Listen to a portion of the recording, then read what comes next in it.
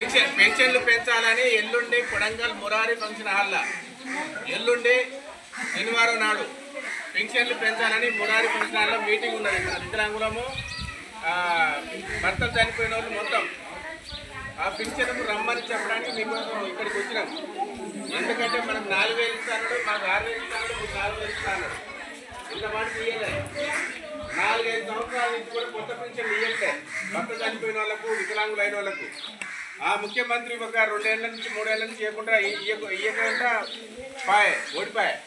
మళ్ళీ ఈ ముఖ్యమంత్రి వచ్చి 20 నెలలు కొత్త పెన్షన్ ఏమి ఇయ్యట్లే. కొత్త పెన్షన్ అందరికీ ఇవ్వాలని అట్లే ఈ పాత పెన్షన్లు కూడా మనం అడగకపోతే మళ్ళీ ఎలక్షన్ల వరకు ఎవరు పట్టించుకోరమ్మా. మనల్ని అడగకపోతే పాత పెన్షన్ ఎవరు పట్టించుకోరు.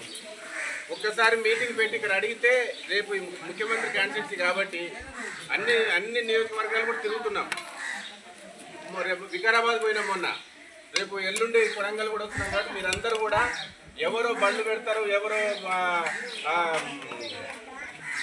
బస్సులు పెడతారని వెయిట్ చేయకుండా ఎలక్షన్లో ఓట్లు వేయమంటే మనం తీసుకోబోతున్నాం.